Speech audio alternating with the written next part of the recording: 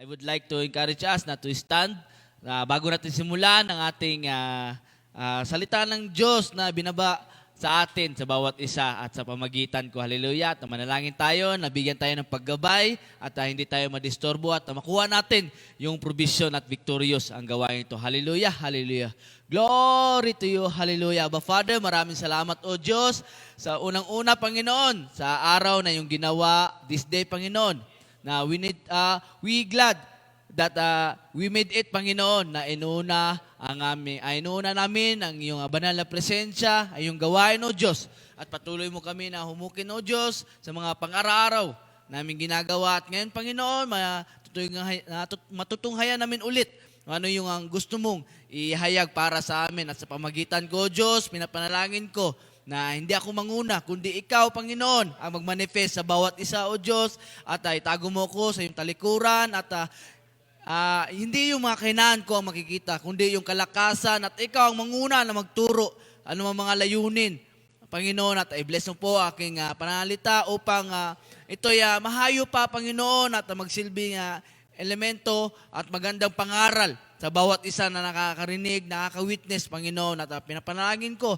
in online, Panginoon, na patuloy sila na mapuspos sa iyong salita. Merong may re-reveal, Panginoon, na gusto nilang marinig, O Diyos, sa mga salita mo, Panginoon, na yung ibababa sa pamagitan ko, O Diyos. At pinapanalangin ko, Panginoon, na nawa, ibababa po yung mga anghel at magmanifest dito, Panginoon, maggagabay, magprotekta, O Diyos, at mag-aalab kami sa iyong mga salita na aming maririnig, Panginoon. Maraming salamat. To your name, Jesus Christ, we pray. Amen at amen. So, glory to God. At nawa, ang lahat patuloy na nagagalak pag ganito ng gawain. Amen? At in-encourage ko po sa online na nawa kapatid, amen, na wala makadisturbo sa iyo, sa iyong pakikinig sa ating page o online site. Amen? So, nagagalak at nagpapasalamat ng Diyos kasi bakit naalala mo yung ang kanyang araw na ginawa. Kasi nandito tayo sa Middle East in Friday, no? Amen?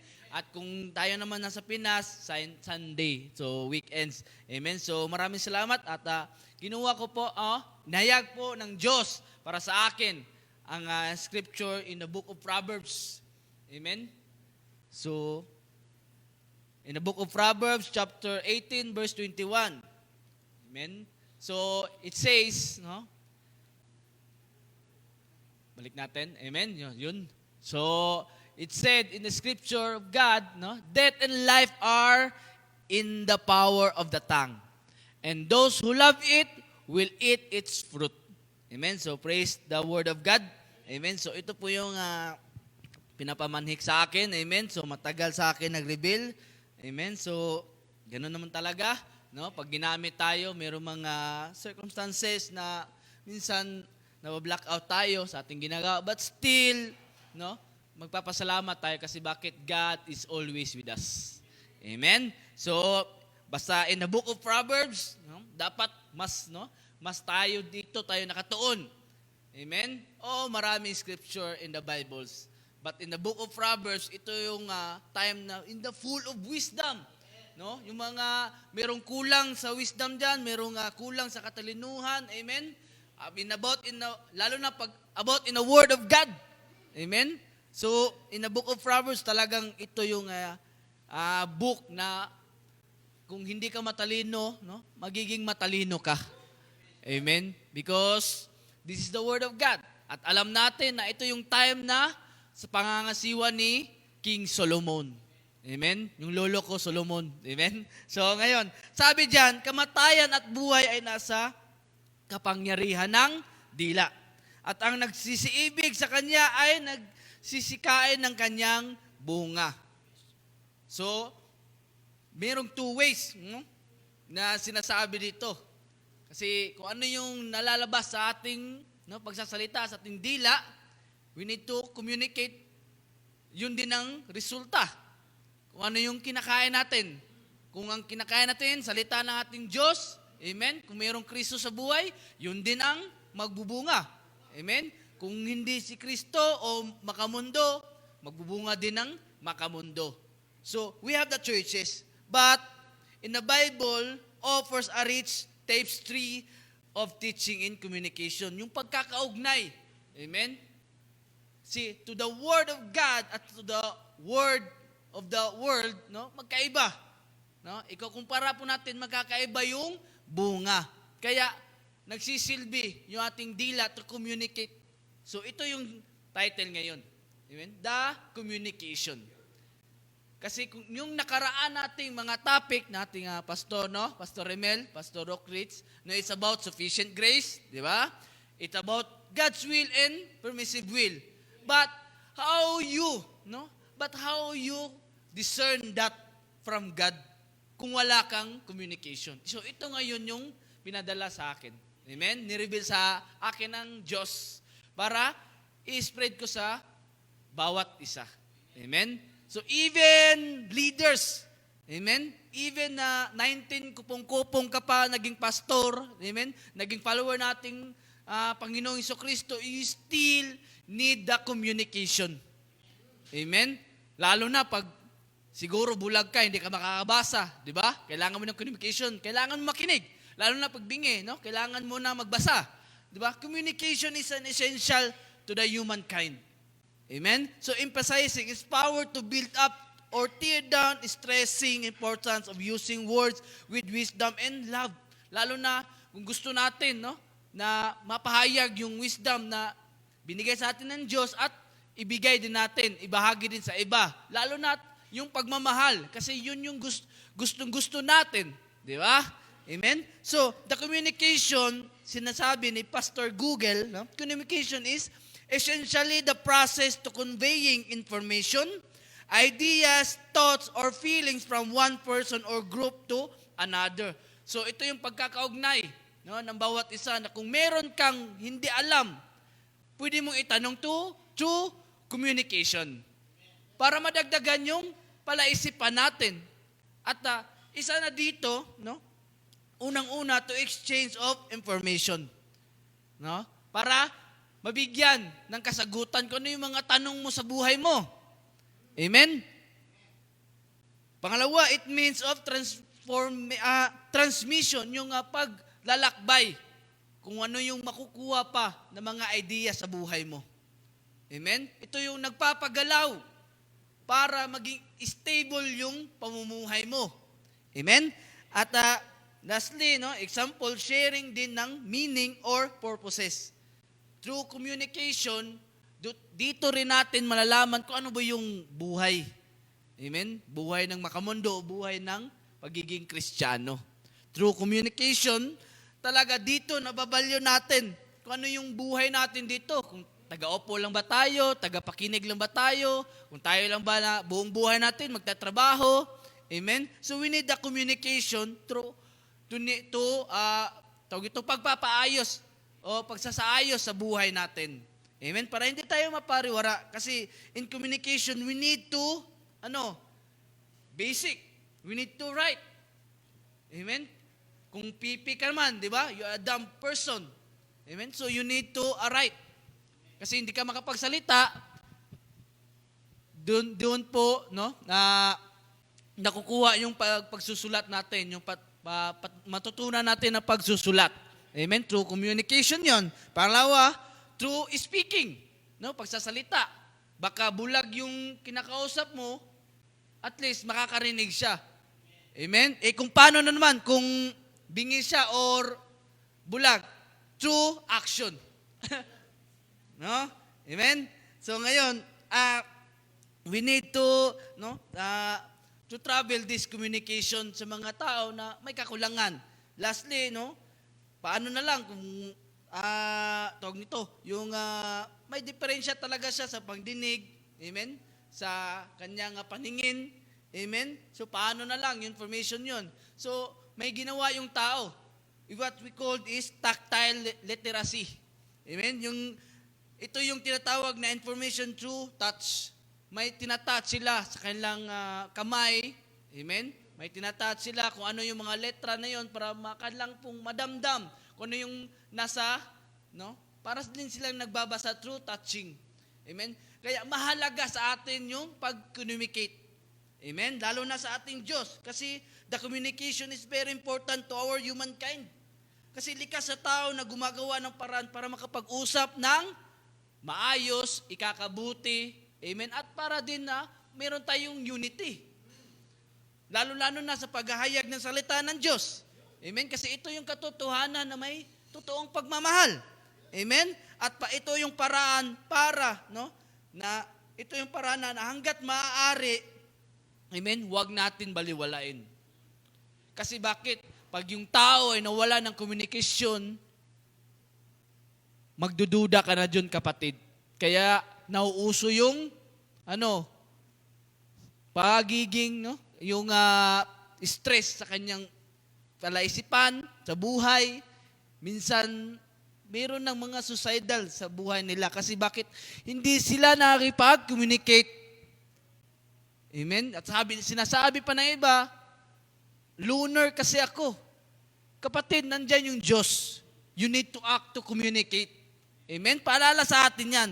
To know everything of what we want to know and what we feel to ourselves. Amen? Napaka-importante ito. Amen? Yung mga pipit bulag nga, di ba, gumagawa ng paraan para makipag-communicate, para yung nararamdaman nila, ma-express din nila kung ano yung gagawin. Amen? Kasi doon po nagsisimula yung tao na ma-build up kung tao ba talaga siya. Di ba? Kung di, yung mga hayop nga, di ba, may mga tunog o anong maririnig natin kasi is to communicate. Lalo na tayo mga tao. No? As a Christian, no, isa na dito yung gusto natin malaman pagdating sa gospel nating Diyos. Amen? Kasi dito sa mundong ito, wala pong nagtatagal dito sa mundo, kapatid. Kaya kailangan natin mag-communicate to our eternal life. Kasi yun yung pinangako sa atin nating Diyos. Kasi hindi po hantong na mamamatay na tayo at doon natapos the end of the story. Hindi po, kapatid. Amen? We have a second life. Amen? Na inihanda sa atin nating Diyos. So, the Bible recognized the immense power to communicate between us and God. At dito nakasalalay kung ano yung meron sa buhay. No, napakalaking importansya. Amen? So, we need to communicate. Hindi man natin alam paano mag-communicate sa ating Diyos. At least, nandyan yung Biblia, kapatid. Amen? Lalo na pag nag-aaral ka ng salita ng Diyos kasi gusto mo, no, na hindi mapariwara yung buhay mo, maging matuwid na, amen? Maging mabuti ka ng tao into the past na gaano ka, kabalasubas. Sabi na, kung ating pong yambing, yung ating mga past, or kung hindi mo alam kung anong purpose ng buhay mo. Amen? Nandyan po ang Bible at ang napakaganda nito, meron na tayong mga technology. No? Meron na tayong mga cellphone, no? Meron na po tayong cellphone. Masasayang po yung cellphone mo na 128 GB to 56 GB kung wala namang Bible apps. Amen? Magsimula po tayo magbasa. Kasi that's the first step to communicate God. Kung hindi mo madidiscern, kung hindi mo alam kung ano yung sinasabi nating Diyos, kung hindi mo alam yung biography nating Panginoong Jesucristo, the Bible apps. The Bible, you have a physical Bible. Libre po yan, kapatid. Amen? Sa mga simbahan, pwede mo hingiin yan. To communicate God. Kasi sabi nga kayo na, no? Balik natin yung text yun, no? Paalala sa atin. Amen? Na death and life are in the power of the tongue. So it means we need to speak. Communication. Napakahalaga. Lalo na pag ang tao may feelings, lahat ng sinasabi mo, amen? Lahat ng sinasabi natin, ay meron po yung impact sa ibang tao. Amen? And those who love it will eat its fruit. Kung ano yung sinasabi mo, yun din ang makukuha mo. Yun ang makakain mo. Amen? So paalala. Kasi kahit man na sinasabi, no, na kamatayan ng buhay ay nasa kapangyarihan ng dila, totoo nga. That's the reality. Kaya magbantay tayo. So this verse highlights how words can have profound consequences. No? May malalim siya. No? May malalim na kahulugan at kahidatnan sa bawat isa. Kaya kailangan natin ingatan nating panalita. Kasi through communication, kapatid, marami pong nagugulo-gulo buhay. Alam na natin ngayon, di ba, sa social media, Pag nagsasalita tayo, yun yung na-inject ng tao. Amen? Kung meron kang mali o merong nakita sa'yo na hindi kaaya-aya, kapatid, madja-judge ka. Amen? Lalo na pag buhay Kristiyano ka. Kaya mag-ingat po tayo. Amen? Kasi ang salita ng tao ay nakapagliligtas ng buhay o kaya nakakamatay. Amen? Hindi naman literal na mamamatay ka. Ba't mamamatay yung feelings mo? Kung sabihin natin, in reality, o masasaktan ka. Amen? So, kaya mag-ingat tayo sa pagsalita kasi sapagkat aanin mo ang mga bunga nito kung wala namang saysay yung mga sinasabi. Amen? Kaya hanggat nabubuhay tayo, kailangan natin to communicate. Unang-una, ito yung mga susi. Unang-una, speaking truth and love. Amen? Pag nagsasalita tayo, dapat na katotohanan at may pagmamahal talaga. Amen? Kasi ito yung, kaya nga bumaba ang ating Panginoon Jesucristo at pinagkanulo siya ng kanyang anak to speak the truth through His Word and the love that alam natin na may sinakripisyong buhay. Kaya ganun dapat tayo to communicate. At bumaba ang ating Panginoon Jesucristo, communicate. Nagko-communicate siya sa atin as a human being. Amen? Para mapalaganap. Kasi in the biblical communication should be rooted in the truth and love. Lalo na pag Kristiyano ka, kapatid, masasaktan tayo, at least katotohanan. Amen? At least yung balik sa atin, katotohanan. Kahit magalit man si kapatid, at least yung sinabi mo, katotohanan na may pagmamahal. At totoo. Amen? Kasi many people die for this word. Amen? Marami mong namamatay. Siguro namamatay yung pagmamahal. Amen? Namamatay yung kanyang buhay dahil sa sinabi mo. Amen? Kaya, ingatan po natin, lalo na in the Bible. Pag salita na ng Diyos na ating inahayag, kapatid, speak it the truth and love. Kung may concern ka, amen? Speak the truth. Kagaya na lamang mga layunin o yung mga teaching natin Panginoon Jesucristo na sabi niya sa kanyang command, love others as God loves you. Totoo po yun. Kasi bakit? Una, nagmahal ang Diyos sa atin eh. Kaya nga the greatest commandment na lang na binigay sa atin ng Panginoon, dalawa. Love your God with all your heart, with all your mind, with all your soul. Di ba? Yun yung katotohanan. Kung magmahal mo yung tao, di ba? Mahal ka na ng Diyos. At pangalawa, love your neighbor as love yourself. Amen? Yun pong sinabi sa book of Matthew. Basahin niyo po. Amen? So, now, we need to communicate truth and love. Kasi bakit ito yung isa sa nagpalabas sa ating mga pigati sa ating puso. Katotohanan. Kaysa naman mag-comfort tayo into lying. In the end, nagre-resulta na to ng masama. Kasi likas sa tao, sabi mo kasi ganito, ganyan, ginawa ko, mali pala. Di ba? Kasali ka pa. Nag-domino effect pa. Di ba? At sinabi dito, sa book of Ephesians, but speaking the truth in love may grow on in all things into Him who is the head of Christ. Nagmamanifest po tayo kay Kristo Jesus, kapatid, paalala. Dapat tayo ay manatili. Dapat manatili tayo sa katotohanan na may pag-ibig. Hindi lamang katotohanan na para ikaw ay, may taas yung upuan mo, yung sarili mo. Hindi, kapatid. Mayroon may taas mo yung pag-ibig na ibinigay ng ating Panginoong Jesucristo by your communication, by your speaking. Upang sa lahat ng bagay ay maging katulad tayo ni Kristo. Amen? Si Kristo Jesus po ang ating ini-example sa buhay natin.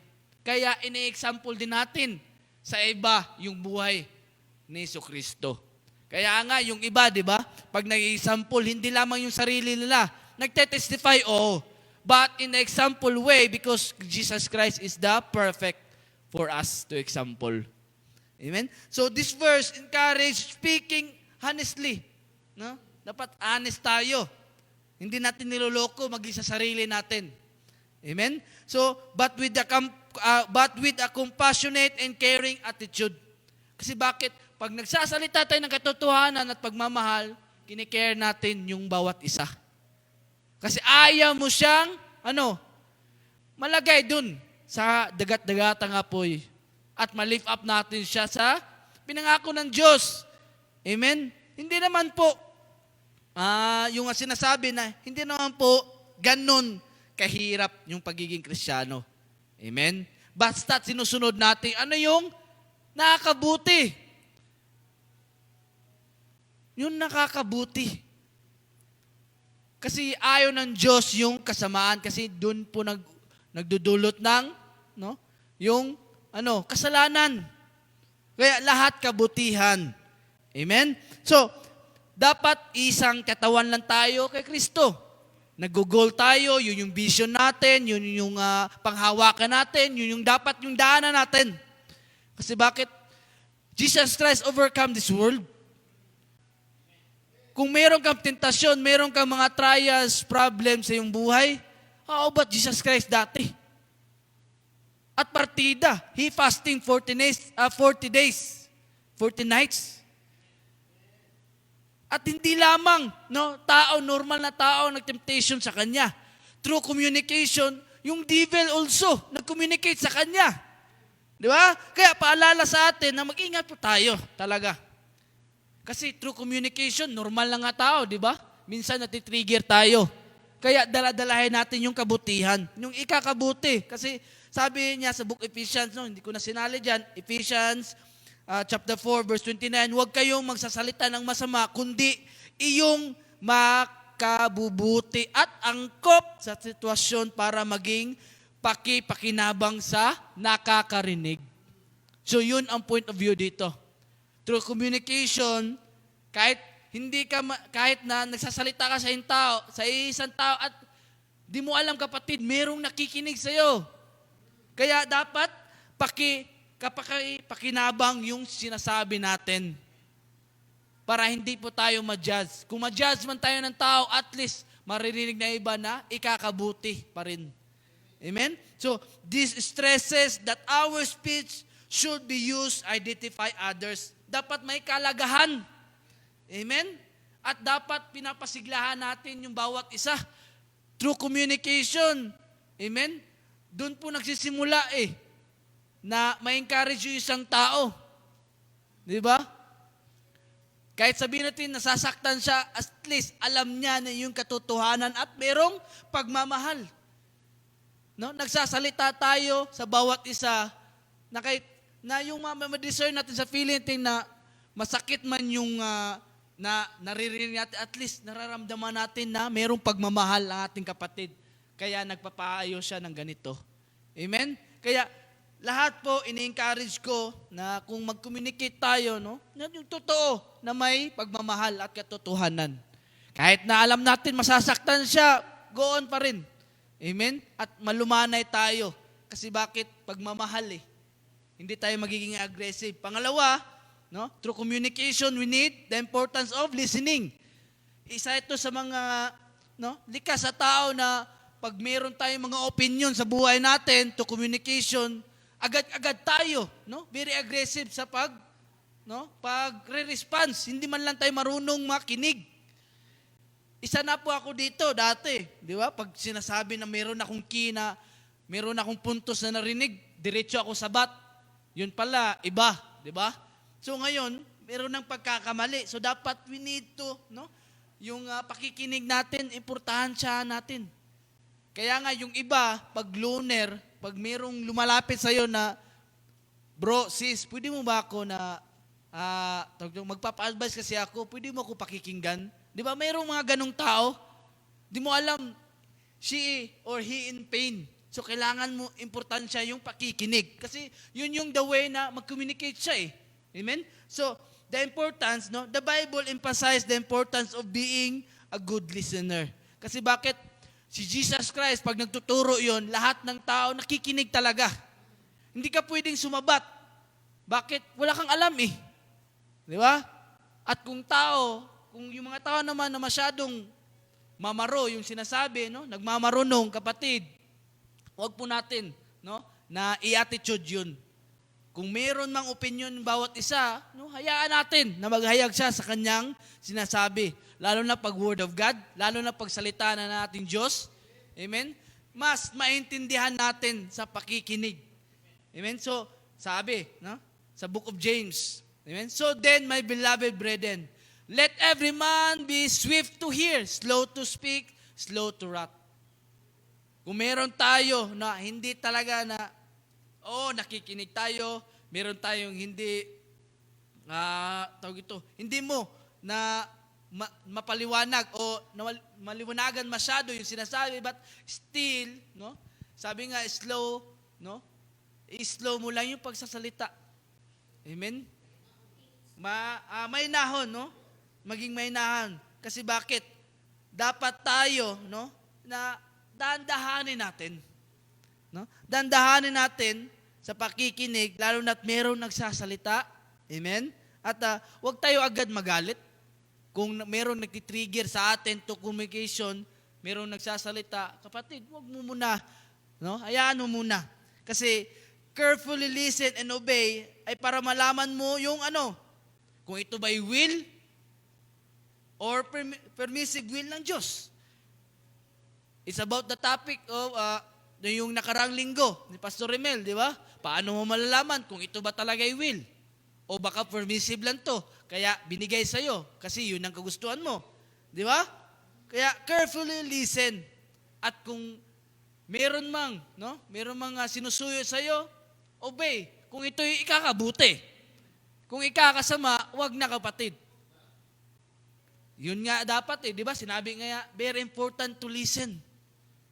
I-filtered mo rin kung ano yung naririnig mo. Amen? Baka, yun pala, no? Pagkukulangin ka pala. Amen? Yun nga yung binisage sa ating Pastor Rich, na we need to communicate because di natin alam kung sufficient ba to. O grasya na ba to ng Diyos? Baka disgrasya to.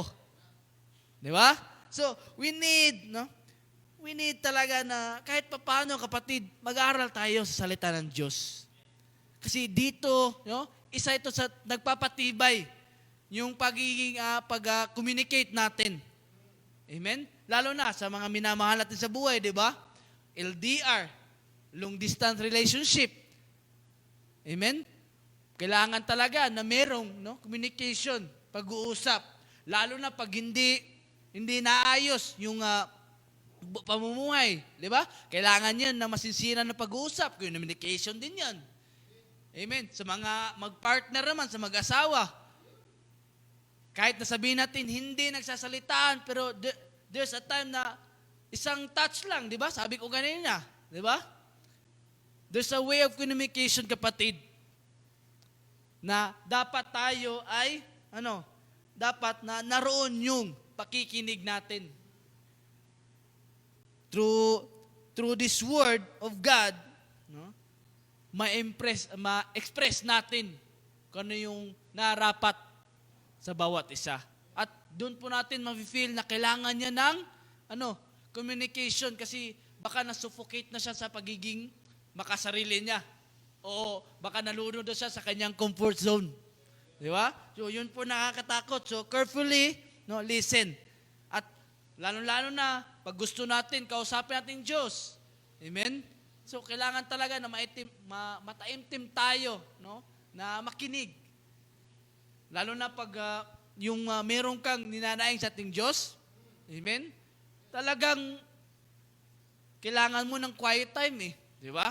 Kailangan mo na magbasa sa kanyang salita para dun po mangusap ang ating Diyos. Amen? So, this verse, nag-highlight siya ng value to attentive, listening before responding. Dapat maging alerto din tayo. Amen? Maging attentive tayo kung ano man yung mga naririnig natin. Kasi kung minsan, sa sobra nating maraming naririnig na, di ba? Parang yung sinasabi na nabuburyong o yung tipong, nabibingi ka na. Kaya maging alerto tayo. I-filter natin kung ano yung maganda sa ating, no? Sa ating health, sa ating feelings, di ba?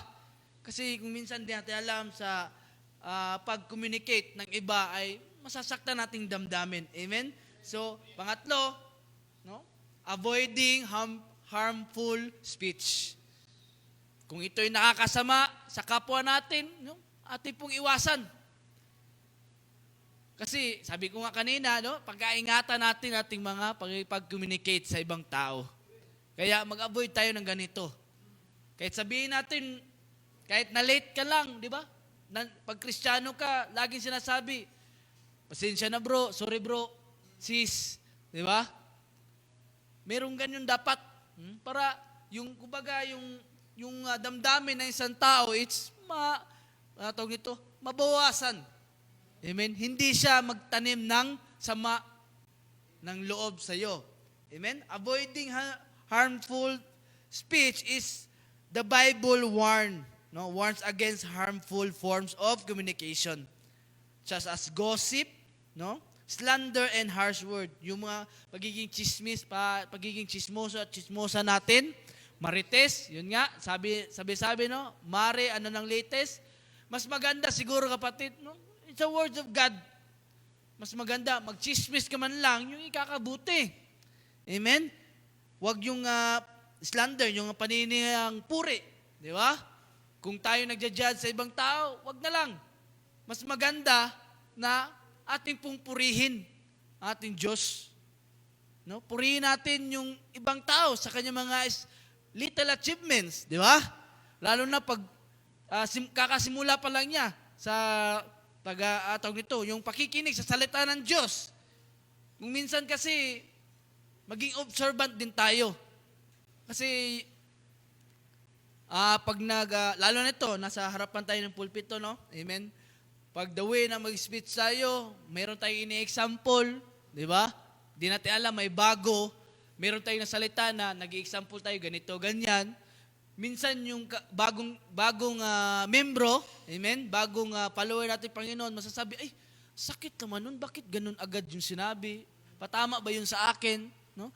Kaya maging cautious po tayo, lalo na sa mga leader, no? Kagaya ko, amen, no? Napagtanto ko rin sa buhay, na talagang dapat yung iwasan talaga yung, lalo na pagbaguhan, na iwasan yung nakakatuan sa kanilang damdamin. Except na lang kung yung matagal na tayo, amen? At matagal na tayo sa pagiging Kristiyano, siguro mga 3 months, 6 months, di ba? At least, paunti-unti, no? Natatanggap ng ibang tao. Kaya, at paalala sa atin, no? Sa Colossians, no? But now, you yourself are to put all of this, anger, wrath, malice, blasphemy, filthy language out of your mouth. Dapat wala po to sa ating pananalita. Amen? Kasi bakit hindi po nagbibigkas ang ating Diyos dito? Amen?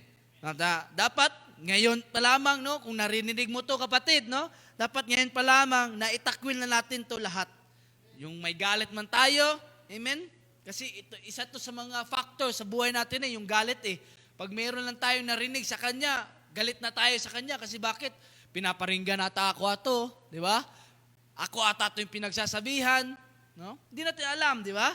Yung poot, sama ng loob. Amen? Ate po itakwil yun kasi lalo na pag tayo namumuhay na Kristiyano. Kasi yun po isa sa mga balakid natin to communicate na kaya hindi nagre-response ang Diyos sa atin. Kasi bakit? Through our communication, meron ng hadlang eh. Amen? Meron ng hadlang. Amen? Naninira tayo sa kapwa, di ba?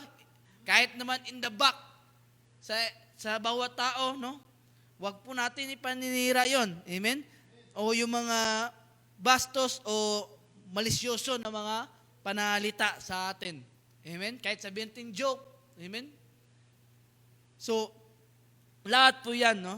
Lahat po yan ay gusto ng Diyos sa atin. Bagkos, nasa atin na po yun kung atin pong tatanggapin yun na kahit na tayo'y pinagsasabihan na, no? Still, matigas pa rin yung ulo natin. Kapatid, wag mo na ibalik yung dating buhay mo. At dapat magiging, no?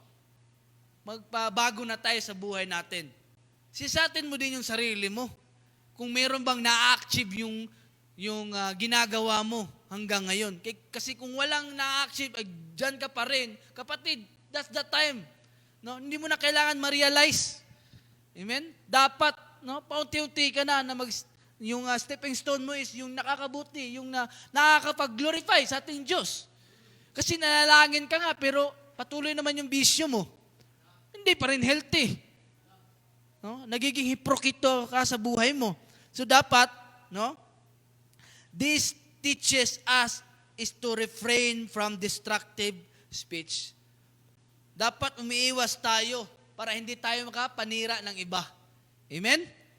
Sabi pa nga, no, ng Makamundo is, sabi ng Makamundo, na humanap ka ng mabuting tao at layuan mo ang masamang tao. Oh, tama po yun. Di ba? Yun po sinabi ng Makamundo. But Jesus teaching, sabi niya, sa halip, no, hanapin mo ang mabuti sa tao at huwag mo pansinin ang masama sa kanya. What is the ano yung pagkakaiba? Malayo eh.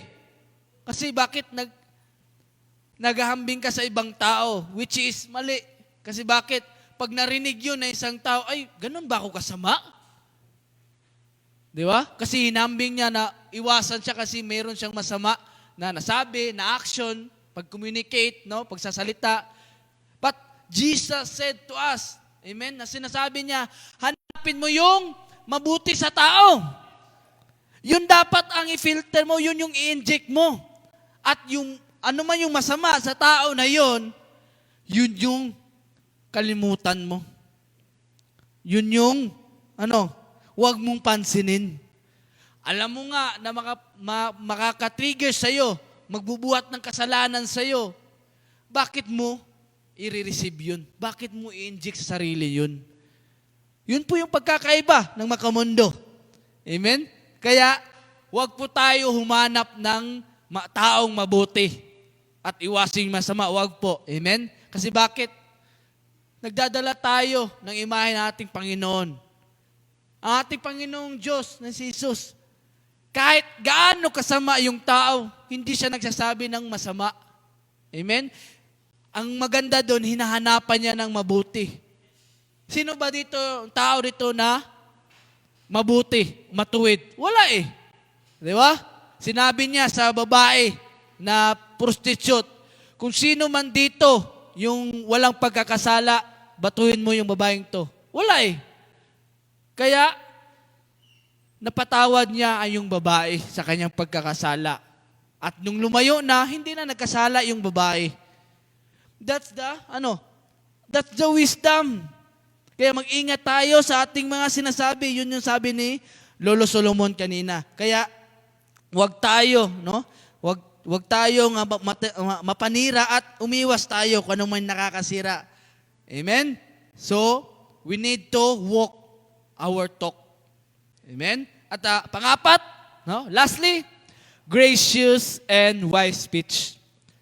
Sa pag-communicate natin, sa pamagitan nating mga dila, no? Dapat ay gracious. Sabi nga, gracious, ito yung sinasabi na maging mabait ka, o magiliw, di ba? O yung tipong maginoo, di ba? Tipong na papapagandang puri sa sarili mo para mapakita mo at hindi to balat sibuyas, ha? Hindi to balat sibuyas. Amen? At dapat yung, no, sabi nga, wise speech, ito yung hindi naman pagpapayong matalino o pagwawais, bagkus sabihin na natin na ikakabuti. Kasi kahit sabihin natin, wise ka nga, pero masama ka namang tao. So dapat ikakabuti. Amen? Yun yung matalino na advice sa ikakabuti. Amen? So, in biblical, communication should be characterized by grace and wisdom. Kasi isa ito sa factor na ginamit nating Diyos. Amen? Nating Panginoong Jesucristo. Dahil sa kanyang grasya at awa, compassionate love, nandito tayo. He broke the chain of sin. Amen? Kaya, nagpakapako siya sa cross at pinagkanulo siya ng kanyang ama. Amen? Hindi naman tinanong, hindi yan college graduate eh. Wala yung bachelor course. But still, kahit na elementary ka, kahit wala kang pinag-aralan, but yung advice mo ay kakabuti, kapatid. Malaking impact yun. Amen? Kasi you build up a good character sa sarili mo at sa ibang tao. Amen? So, ang iyong panalita ay dapat, sabi nga, laging may biyaya. Yan, pagbigay biyaya, hindi man pinansyal, bagkos, nagbibigay ng treasure sa buhay ng ibang tao. Amen? So, dapat, nag-i-encourage ito ng truthful and considerate communication. Yung dapat, yung pagiging malalahanin natin. Amen? Mafe-feel ng tao na nag-aalala tayo sa Kanya. Meron tayong care. At dapat inuunawa natin kung ano yung mga pigati niya through communication, yung mga sinasabi niya. Kasi nagbi-build up tayo. Amen? Nagbi-build up tayo ng pagiging wise kung ano yung isasabi natin. Amen? Nag-i-encourage din na ito yung diwa, It's essence of communication, diwa yung kakaanyahan natin sa ating buhay o maging sa tao. Kasi ang Biblia, pag tayo ay magbabasa, nag-i-encourage ito to use our words to apply this, nagbi-build up tayo to others. Nagbubuo tayo ng magandang relationship. Amen? Naghahayo tayo kung yung gustong layunin ng Diyos para sa atin. Amen? Then, speak the truth of love. Isa sa mga nag-encourage sa atin. Bakit? Kasi katotohanan po yung in-encourage at may pagmamahal. Genuine love, agape love. Amen?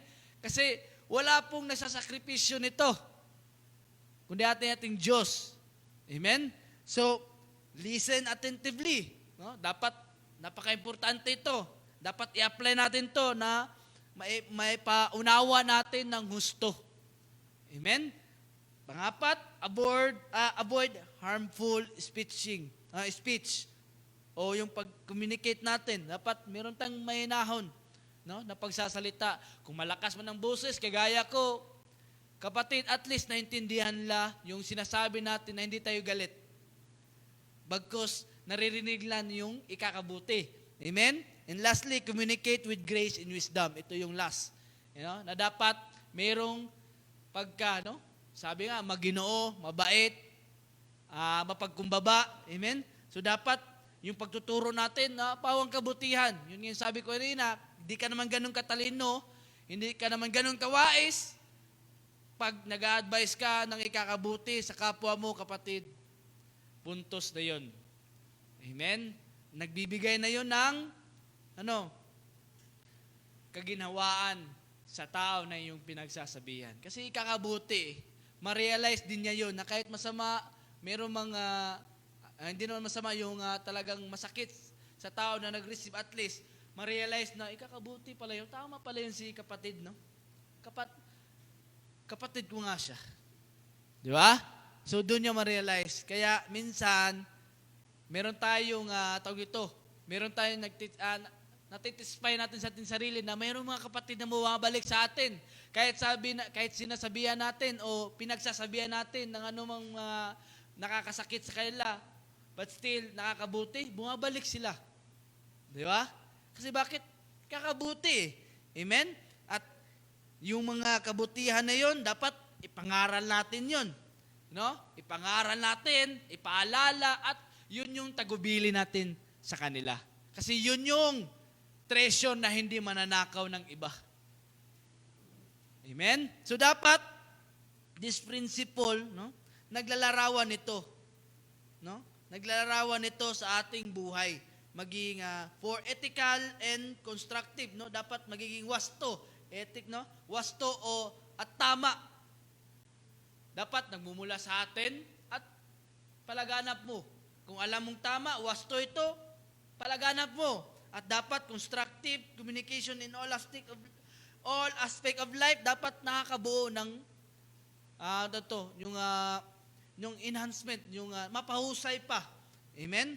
So dapat kailangan natin na na magpatuloy, mag-aaral, amen? Dapat yung communication natin hindi mawawala, lalo na pag sa ating Diyos na. Kasi doon tayo kumukuha ng gabay, amen? Yung para maging matalino tayo, amen? Kasi yung buhay pa si Lolo Solomon, talagang kanyang pinapanalangin na maging matalino at yun nga, di ba? Kaya isa siyang tanyag sa yung siya pa ay nabubuhay. Lahat ng bansa tumatawag sa kanya at lahat ay nasa kanya na. Amen? So, in a conclusion, mahaba to. Amen? So, basahin ko. In the book of Ephesians, chapter 4, verse 1 to 6. Pag book of Ephesians pala, ito yung mga gabay sa buhay natin. No? Ito yung nag-advise sa atin na magandang pangaral. Ayan? At sabi, I, therefore, the prisoners of the Lord. So si Lolo Paul pala to nagsalita, yung nakulong siya. Amen?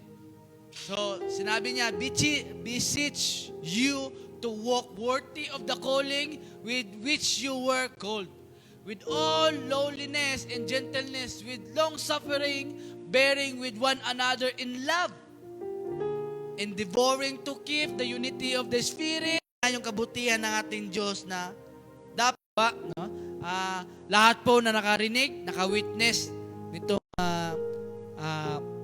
speech, Panginoon, itong gawain ng ating Panginoon, amen, sa kanyang mga inahayag sa pamagitan ko, amen, nawa, ating pong ipanalangin na hindi po ito mawawala, bagkus ito ay maitanim natin sa ating pinakamatabang bahagi nating bawat puso. Amen, hallelujah, glory to you, Abba Father. Palakpakan natin ating Diyos sa buhay. Hallelujah, hallelujah.